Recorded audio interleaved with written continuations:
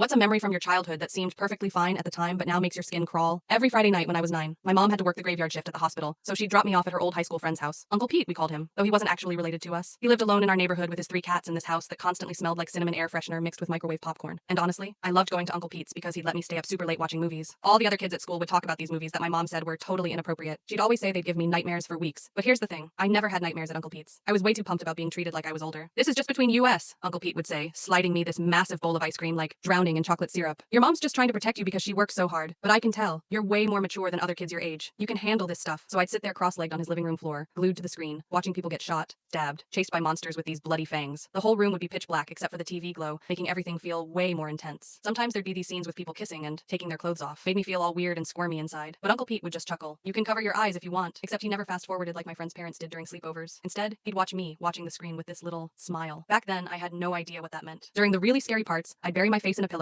and that's when Uncle Pete would whip out his fancy camera. Your face is priceless, he'd tell me. I'm making a scrapbook of all your movie night reactions. When you're older, we'll look back and laugh at how scared you got. And you know what? I felt secretly proud that he thought I could handle adult movies. When kids at school mentioned Freddy Krueger or The Exorcist, I could casually drop that, yeah, I'd seen those too. Made me feel special, more grown up than I actually was. Sometimes Uncle Pete would invite his buddy Gary over. They'd sit on the couch behind me, whispering and laughing at stuff that went right over my head. Gary always brought candy, the kind my mom never bought. Those sour gummies that made your tongue hurt in the best way. She's really into it, I heard Gary whisper to Uncle Pete once during a movie. You were right about her. Then one Friday, my mom picked me up early. The hospital was short-staffed, so she got to leave. Uncle Pete didn't hear her knock because the movie was blasting. Some scene with a teenage girl running through the woods, screaming while this masked guy with a chainsaw chased her. Mom used her spare key and walked in right as the girl was shrieking, with the masked man looming over her. I'll never forget my mom's face when she saw that TV screen. Her eyes went huge, her mouth pressed into this tight, thin line. But she didn't yell like I expected. She just grabbed my hand super calm, told Uncle Pete, we won't be coming back, and walked me to the car in total silence. Next day, she sat me down at our kitchen table, asked me exactly what movies we'd been watching, whether Uncle Pete ever did anything strange. I couldn't figure out why she was so upset about some movies when she's the one who left me there every week. He says I'm mature for my age, I told her, all defensive, picking at this loose thread on my sleeve. He takes pictures for his scrapbook when I get scared, and sometimes his friend Gary comes over and brings me candy. My mom's hands started shaking so bad she spilled her coffee everywhere. Called my aunt, who rushed over immediately. They whispered in the kitchen while I watched cartoons in the living room, feeling like I was in trouble, but not understanding why. We never went back to Uncle Pete's. I missed the ice cream and feeling like a grown-up. Didn't get why mom started staying home Friday nights, even though we needed the money. Then in middle school, health class hit us with this lesson about how kids' brains aren't developed enough to process violent or sexual content, how exposure causes anxiety, nightmares, messed up ideas about relationships. The teacher explained how some adults use desensitization to break down children's natural discomfort with inappropriate things. Something clicked in my brain, but I shoved it away. Last month, found my mom on Facebook. We hadn't talked much since I left for college. Remember Uncle Pete? I asked when we met for coffee. Why was he really showing me those movies? Mom set down her cup with this tiny clink. He's in prison now, she said quietly, staring at the steam. They found lots of pictures on his computer, not just of you. She reached across the table for my hand. I should have known better. I'm so sorry. And suddenly I remembered all those photos of my scared face. The scrapbook I never actually saw. My stomach just dropped. What I thought was being treated like a grown-up was something way darker, and I finally understood why Gary always brought candy.